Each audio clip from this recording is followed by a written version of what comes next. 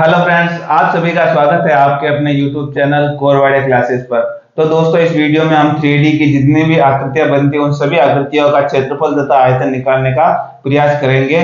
और इस वीडियो में हम सीखेंगे कि किस तरीके से आप जो घन है, घनाभ है, जो शंकु है, गोला है, इन सभी जो आकृतियां हैं इनका आयतन तथा क्षेत्रफल किस तरीके से निकाल सकते हैं। तो चलिए दोस्तों, शुरू करते हैं आज 3D के बारे में। 3D यानी जिसको हिंदी में हम क्या कहते हैं, त्रिविमीय ज्यामिति। क्या कहते हैं? त्रिविमीय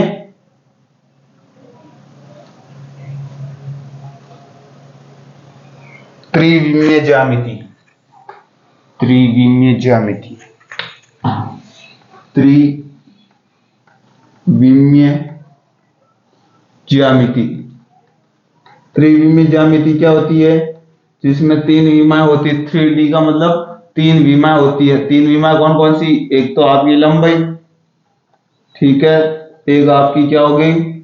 चौड़ाई होगी, और उसके बाद में और क्या होगी? इसकी ऊंचाई होगी। जिसमें लंबाई, चौड़ाई, ऊंचाई हो वो कैसी आकृतियां होती है? त्रिविमीय आकृतियां। और जिसमें लंबाई और चौड़ाई हो वो कैसी होती है? 2D होती है, यानी द्विविमीय ज्यामिति। जिसमें लंबाई और चौड़ाई हो, इसमें क्या कितनी चीजें? तीन चीजें, लंबाई भी है, चौड़ाई भी है और ऊंचाई भी है। तीनों अगर है तो ये कैसी आकृति होगी? त्रिविमीय आकृतियां होगी। जिसमें लंबाई, चौड़ाई, ऊंचाई हो वो तो है त्रिविमीय आकृतियां और त्रिविमीय ज्यामिति कहलाएगी। और जिसमें केवल लंबाई और चौड़ाई हो उसको क्या कहते हैं? द्विविमीय आकृतियां। त्रिविमीय आकृतियां, द्विविमीय आकृतियां। लंबाई और चौड़ाई होती है जैसे आयत। आयत में केवल लंबाई और चौड़ाई होती है। आपका वर्ग हो जाएगा, वर्ग में लंबाई और चौड़ाई होती है। ये सारी जितनी भी आकृतियां हैं ये किसमें आएगी? ये 2D में आएगी। द्विविमीय ज्यामिति किसमें आएगी? द्विविमीय ज्यामिति। और जिसमें लंबाई, चौड़ाई, ऊंचाई तीनों हो यानी घन हो जाएगा, आपका घनाभ हो जाएगा, ठीक है। तो ये जितनी भी आकृतियां, आपका शंकु हो जाएगा। ये सभी किसमें आती है? ये सभी त्रिविमीय ज्यामिति आती है। क्यों आती है त्रिविमीय के अंदर? त्रिविमीय ज्यामिति के अंदर क्यों आती है? क्योंकि इसमें सर लंबाई भी होती है, इसमें चौड़ाई भी होती है और इसमें ऊंचाई भी होती है। तो जिसमें लंबाई, चौड़ाई, ऊंचाई तीनों हो वो किसमें आएगी? त्रिविमीय ज्यामिति में आएगी। किसमें आएगी? त्रिविमीय ज्यामिति में आएगी। और जिसमें केवल लंबाई और चौड़ाई ही हो वो किसमें आएगी? द्विविमीय ज्यामिति यानी 2D के अंदर आएगी। 2 डायमेंशन, 3 डायमेंशन। 3 डायमेंशन यानी तीन विमाएं हो, दो 2D यानी दो विमाएं हो, ठीक है।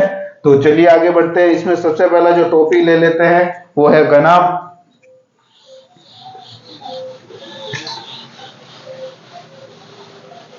सबसे पहला अपना जो टॉपिक रहेगा वो रहेगा घनाभ। क्या रहेगा? घनाभ।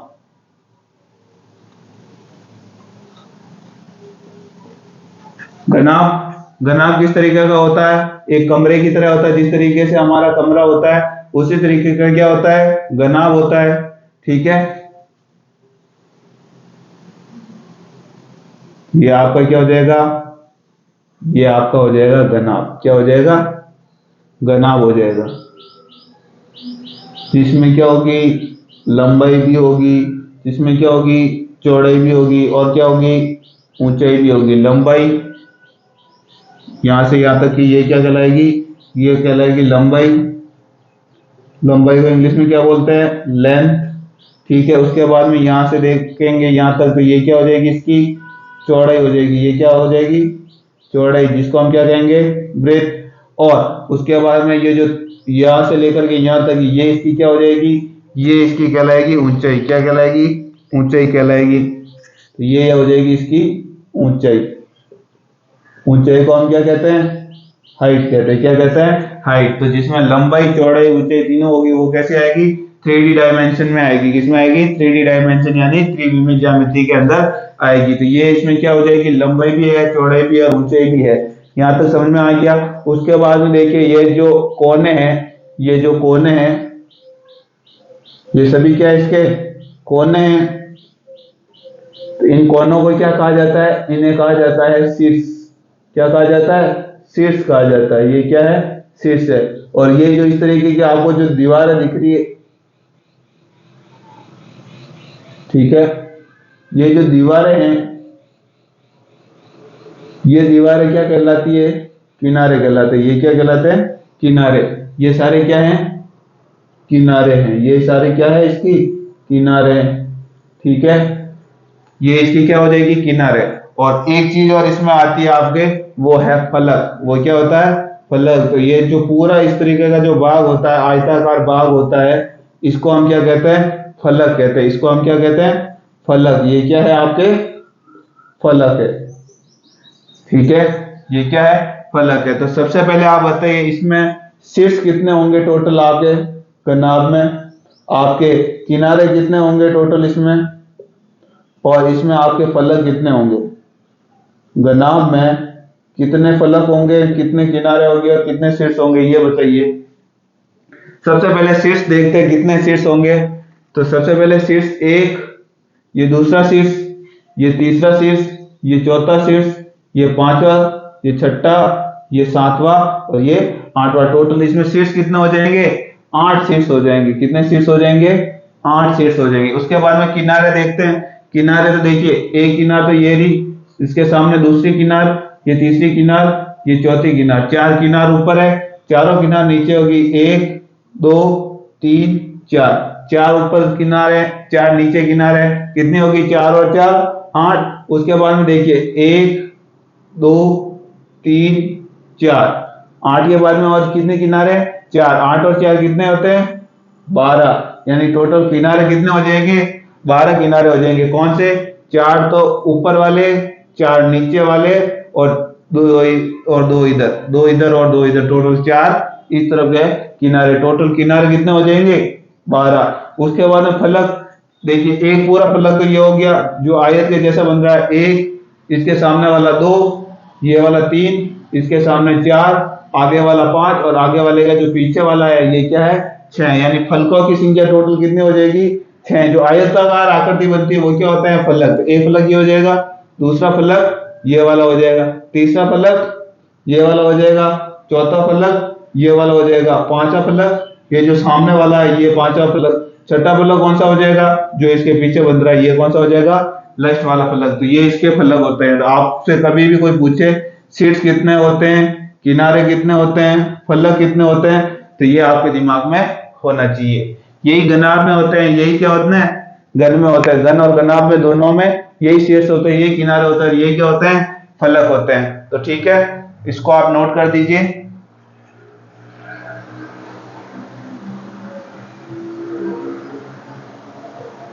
चलिए आगे बढ़ते हैं। अब इसमें हम देख लेते हैं सबसे पहले गनाब का आयतन किस तरीके से निकाला जाता है। गनाब का आयतन, कभी कभी आयतन की जगह धारिता लिखा हुआ होता है, तो भी आपको कंफ्यूज नहीं होना है कि धारिता क्या होता है। धारिता का हो चाहे आयतन का हो, दोनों की बात क्या है, एक ही है। तो सबसे पहले आयतन निकालना हो तो अपने को सबसे पहले तो अपने को आधार के पास में पहुंच जाना है। ये इसका क्या है, इस तरीके का जो नीचे बना रखा है ये क्या है, इसका ये आधार है। ये इस गनाब का क्या है, ये आधार है। ये क्या है, आधार है, जिसकी ये तो लंबाई दे रखी है और ये क्या दे रखी है, चौड़ाई दे रखी है। अपने को क्या क्या दे रखा है, इसकी लंबाई दे रखी है और चौड़ाई दे रखी है। यानी इसका पूरे का अगर मैं क्षेत्रफल निकाल दूं यहां से, ठीक है, ये पूरा इसका क्या होगा, क्षेत्रफल। इसका क्षेत्रफल क्या हो जाएगा, लंबाई इंटू चौड़ाई। ठीक है, ये तो इसकी लंबाई है, कौन सा इसकी बात कर रहा हूं, ये इसकी लंबाई और ये इसकी क्या है, चौड़ाई। यानी इस पूरे भाग का क्या आ गया अपने पास में, क्षेत्रफल। अब इसकी जितनी ऊंचाई है, यानी इतना जितना का भाग पूरा पूरा पूरा पूरा पूरा ऊपर तक है, तो ये क्या हो जाएगी, इसकी ऊंचाई। और इसको जैसे हम ऊंचाई से गुणा करेंगे इसका क्या निकल जाएगा, आयतन। यानी इसके अंदर ऊंचाई इस तरीके से बढ़ता जाएगा ऊपर, ऊंचाई जितनी होगी, और ये अपने पास में पूरे गनाब का क्या निकल जाएगा, आयतन निकल जाएगा। पूरे गनाब का क्या निकल जाएगा, आयतन निकल जाएगा। तो गनाब का आयतन क्या होगा, लंबाई इंटू चौड़ाई इंटू ऊंचाई। यानी ये क्या है, L इंटू बी क्या देर का, बताइए L इंटू बी क्या देर का है, L इंटू बी सर देर का है आपके पास में जो ये आधार है, आधार का क्या किया हमने, आधार का क्षेत्रफल निकाल दिया। आधार का क्षेत्रफल निकालने के बाद में हमने इसको ऊंचाई से गुणा कर दिया। ठीक है, हमने क्या निकाला, आधार निकाला। ये आधार आधार का क्षेत्रफल क्या होगा, लंबाई इंटू चौड़ाई हो गया, उसको हमने किससे गुणा कर दिया, इसकी जितनी ऊंचाई थी उसके ऊंचाई से गुणा कर दिया, तो इस पूरे घनाभ का हमारे पास में क्या मिल गया, इस घनाभ का हमारे पास में आयतन मिल गया। और आयतन को क्या कहते हैं, इसकी धारिता यानी धारण करने की क्षमता, ये कितना भाग धारण कर सकता है, ये तो इतना भाग ये धारण कर सकता है। तो घनाभ को चाहे आपको इसको कमरा भी कह सकते हो, क्योंकि कमरे का आकार भी कैसा होता है, इस घनाभ की तरह का ही होता है। तो घनाभ का आयतन को चाहे कमरे का आयतन को यही होगा। तो ये आपके दिमाग में रखना है, लंबाई इंटू चौड़ाई इंटू ऊंचाई, ये क्या हो गया, कमरा। ठीक है,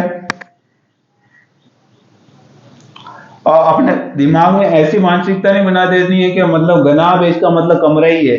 ठीक है, कमरा घन भी हो सकता है और कमरा घनाभ भी हो सकता है। ठीक है, कई कई कमरे तो होते हैं जिसकी लंबाई ज्यादा होती है और चौड़ाई कम होती है, और कुछ कुछ कमरे ऐसे होते हैं जिसकी लंबाई चौड़ाई तीनों ही कैसी होती है, बराबर होती है। तो इसलिए घन जो होता है और घनाभ जो होता है वो दोनों ही जो है कमरे हो सकते हैं, दोनों ही कमरे के आकार के हो सकते हैं। तो ये भी आपके दिमाग में जानकारी होनी चाहिए। तो इसको भी आप नोट कर दीजिए फटाफट।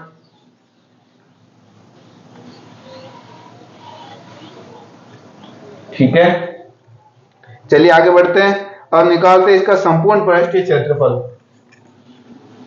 किसका, घनाभ का। दूसरी चीज हमारे को क्या निकालनी है, घनाभ का संपूर्ण पृष्ठीय क्षेत्रफल। घनाभ का संपूर्ण पृष्ठीय क्षेत्रफल। घनाभ का क्या निकालना है, संपूर्ण पृष्ठीय क्षेत्रफल निकालना है।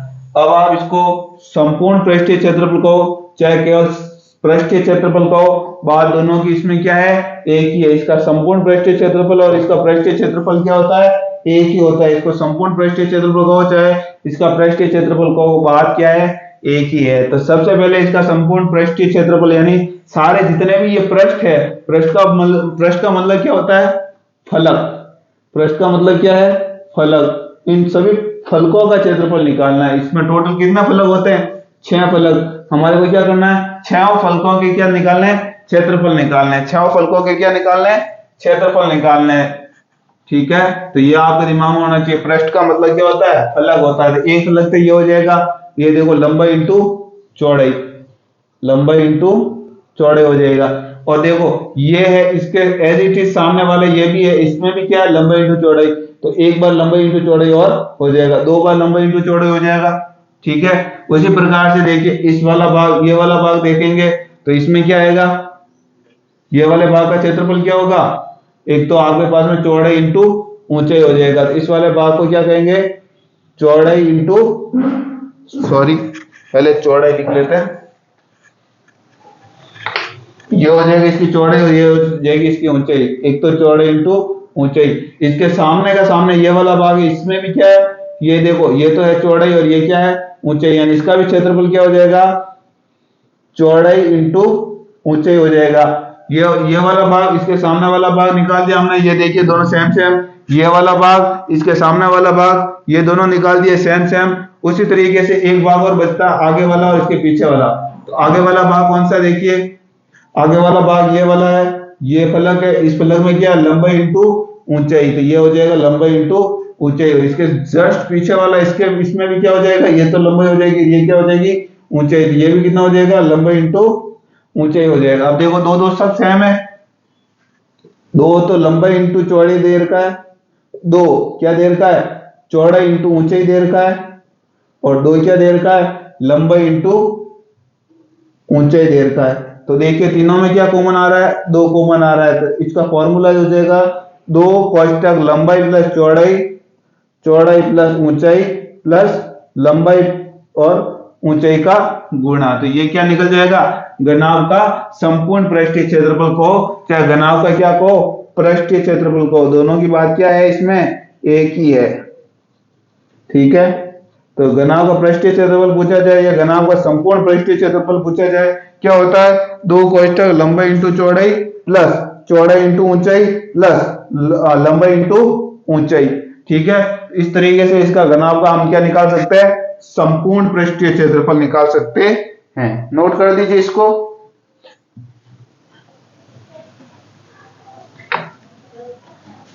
तो ये जो प्रोसेस है, ये हमने क्या की है, पूरी प्रोसेस की है। मेन जो फॉर्मूला वो कौन सा है, ये वाला।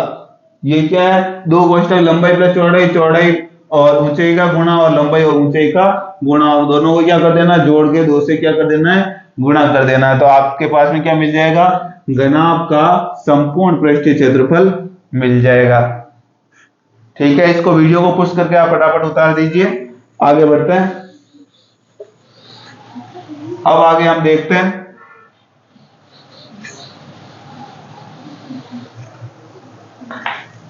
अब हमारे को देखना घनाभ का जो पार्श्व होता, पार्श्व पृष्ठीय क्षेत्रफल, पार्श्व पृष्ठीय क्षेत्रफल कहो चाहे, इसको एक तरह का कमरा ही है, तो इसको क्या कहेंगे, कमरे की जो चारों दीवारें हैं, चारों दीवारों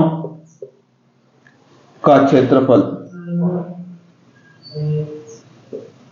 ये हमें निकालना है। इसे आप चाहे घनाभ का पार्श्व पृष्ठ, पार्श्व का मतलब ये जो चारों तरफ से इसको ढक रखे हैं वो पार्श्व पृष्ठ। किस तरीके से, ये आपका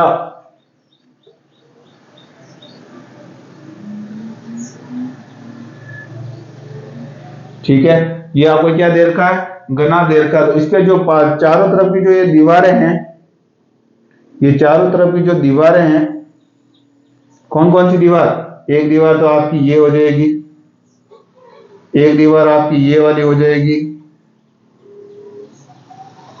ठीक है, एक दीवार आपकी आगे सामने वाली हो जाएगी, और एक दीवार ये हो जाएगी। तो ये चारों दीवारों को अपने को क्या ज्ञात करना है, क्षेत्रफल ज्ञात करना है। क्या ज्ञात करना है, क्षेत्रफल। तो चारों दीवारों का क्षेत्रफल कैसे निकलेगा, सबसे पहले हमारे को क्या करना है, ये डायग्राम आपके दिमाग में आ गया। हमारे को कुल मिला क्या करना है, ये जो चारों दीवारें हैं, ये चारों दीवारें, एक दीवार तो ये वाली, एक दीवार ये वाली, एक इसके पीछे वाली और एक ये वाली, ये चारों दीवारों का मेरे को क्या ज्ञात करना है, क्षेत्रफल ज्ञात करना है। तो सबसे पहले हम क्या करते हैं, आधार को देखते हैं। आधार किस तरीके का, आधार ये इस तरीके का है, इसका आधार इसी तरीके का है जिसमें ये तो लंबाई दे रखी है और ये क्या दे रखी है, चौड़ाई। ये क्या है, इसका आधार दे रखा है, और आधार कुछ कुछ अपने को आयत जैसा दिख रहा है, दिख रहा है, आयत जैसा दिख रहा है। अब सबसे पहले हमारे को क्या कर देना, ये जो चारों तरफ की ये जो दीवारें हैं, इनकी लंबाई कितनी है वो देखनी।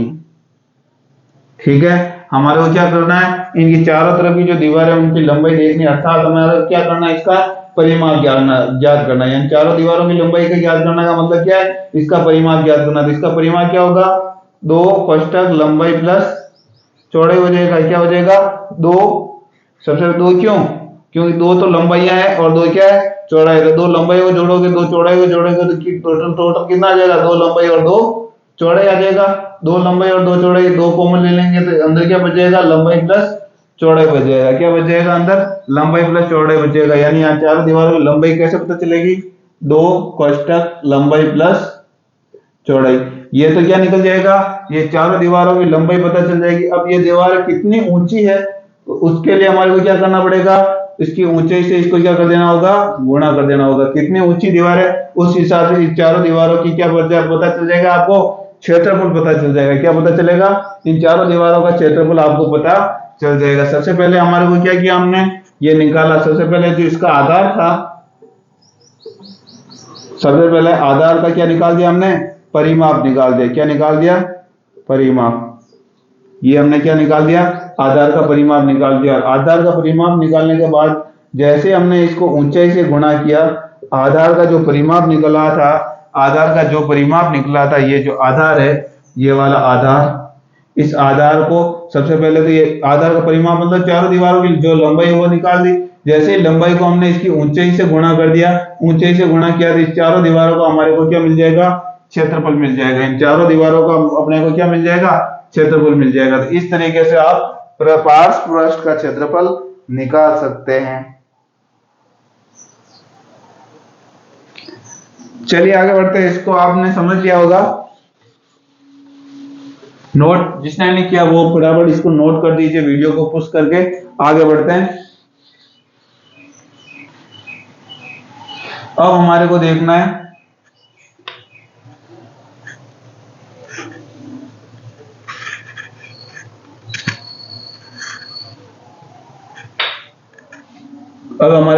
घनाभ के विकर्ण की लंबाई क्या देखनी है। घनाभ के विकर्ण की लंबाई देखनी है, या इसको और क्या कह सकते हैं, एक तरीके का कमरा है तो कमरे में रखे जा सकने वाले वाली छड़ छड़ कह सकते हो, लकड़ी कह सकते हो, या और क्या कह सकते हो। अपन वो बांस का टुकड़ा नहीं होता सबसे लंबी बांस जो होती है, बांस लकड़ी, तो लकड़ी की लंबाई वो हमारे को बतानी, कैसे निकलेगी वो बतानी। कहने का मतलब ये क्या कहना चाह रहा है हमें, ये ऐसा कहना चाह रहा है कि आपके पास में कोई कमरा दे रखा है, इस तरीके से ये पूरा एक कमरा है, आप इसमें सबसे लंबी छड़ या सबसे लंबी लकड़ी किस तरीके से रख सकते हैं, इसमें सबसे बड़ी लकड़ी कितनी लंबाई की जो लकड़ी है वो सबसे बड़ी लकड़ी इसमें आ सकती है। तो एक तो ये वाला इसका तो पीछे वाला कोना, इसके आगे वाला कोना, इसको दोनों को इस तरीके से इसके अंदर एक कोई लकड़ी रखेंगे तो उस लकड़ी की लंबाई क्या होगी, सबसे ज्यादा होगी। उस लकड़ी की लंबाई क्या होगी, सबसे ज्यादा होगी। और इसकी लंबाई किस तरीके से निकाली जाएगी इस डायग्राम को देखते हुए, तो इसकी लंबाई निकलेगी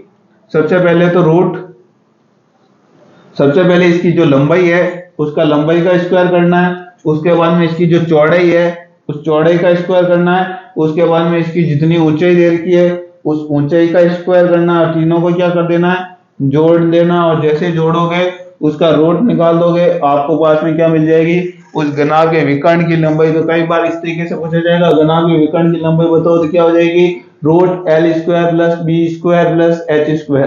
तो ये विकर्ण की लंबाई हो जाएगी। या कई बार इसको घनाभ का विकर्ण ना पूछते हुए इस तरीके से पूछा जाएगा कि कमरे में सबसे लंबी छड़ कौन सी, कितनी लंबाई की छड़ रखी जा सकती है जिसकी लंबाई सबसे ज्यादा हो, तो उसके लिए क्या फॉर्मूला है, root L square plus B square plus H square का रूट निकालना। तो इसको आप नोट कर दीजिए।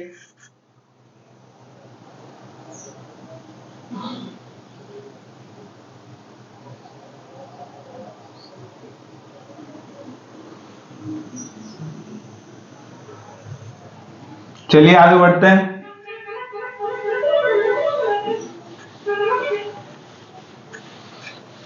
अब आपको देखना है कई बार क्या होता है, घनाभ के तीनों आसन फलकों का क्षेत्रफल दे रखा है, तो घनाभ का आयतन कैसे ज्ञात करेंगे बताइए। घनाभ का आयतन क्या होगा, कैसे निकाला जाएगा, जब घनाभ के तीनों फलकों की क्या दे रखी हो, आपको लंबाई दे रखी हो। तीनों घनाभों की लंबाई नहीं, तीनों घनाभ के जो आसन फलक होते हैं, फलक कैसे होते हैं, या तो वर्ग के आकार के होंगे फलक, या फिर कैसे होंगे, आयत के आकार के फलक होंगे। इस तरीके के जो फलक होते हैं उनको क्या कहते हैं, ये इनको क्या कहते हैं, हम फलक कहते हैं। इनको हम क्या कहते हैं, फलक कहते हैं। तो ये देखिए ये एक फलक है, ये दूसरा फलक है, ये तीसरा फलक है, चौथा फलक है, इसमें टोटल कितने फलक है, 6 फलक है। तो तीन जो आसन फलक दे रखे होंगे, आसन यानी एक दूसरे से जुड़े हुए फलक। आसन फलक का मतलब इसमें देखिए ये जो डायग्राम है इसमें इस तरीके से दे रखा है ये, और इस तरफ ये दे रखा है। एक तो आपको ये फलक दे रखा होगा, इसकी लंबाई दे रखी होगी, एक इस फलक की लंबाई दे रखी होगी, और एक आपको इस फलक की लंबाई दे रखी होगी। लंबाई का मतलब लंबाई नहीं, और क्षेत्रफल दे रखा होगा। क्या दे रखा होगा, इन लंबा तीनों फलकों का क्षेत्रफल दे रखा होगा। एक तो इसका क्षेत्रफल दे रखा होगा, ये इसकी लंबाई है, ये इसकी ऊंचाई, और ये इसकी क्या दे रखी है, चौड़ाई। आपको तीनों का क्षेत्रफल दे रखा होगा। आपको इस तीनों क्षेत्रफलों से इसका, इस घनाभ का, पूरे घनाभ का क्या निकालना, आयतन निकालना। तो देखो इसका क्षेत्रफल क्या होगा, ये क्षेत्रफल आपको दे रखा होगा, मान लीजिए वो क्षेत्रफल ए दे रखा होगा। इसका क्षेत्रफल क्या होता है, लंबाई इंटू चौड़ाई। इस फलक का क्षेत्रफल क्या होगा, इसको मान लीजिए बी मान लेते हैं, इसका क्षेत्रफल क्या होगा, ये देखिए ये तो लंबाई और ये ऊंचाई, तो इसका क्या हो जाएगा, लंबाई इंटू ऊंचाई। ये जो फलक दे रखा होगा इसकी क्या है, लंबाई या चौड़ाई, इसकी लंबाई तो है बी, चौड़ाई इसकी इसमें क्या दे रखी है एच, तो इसका जो क्षेत्रफल होगा क्या होगा बी इंटू एच हो जाएगा, इसका क्षेत्रफल क्या हो जाएगा एल इंटू बी हो जाएगा, इसका क्षेत्रफल क्या हो जाएगा बी इंटू बी बराबर एल इंटू एच होगा। तो देखते हैं सबसे पहले क्या करेंगे, इसका जो क्षेत्रफल अपने को निकालना है तो इसका क्षेत्रफल किस तरीके से निकलेगा वो देखते हैं।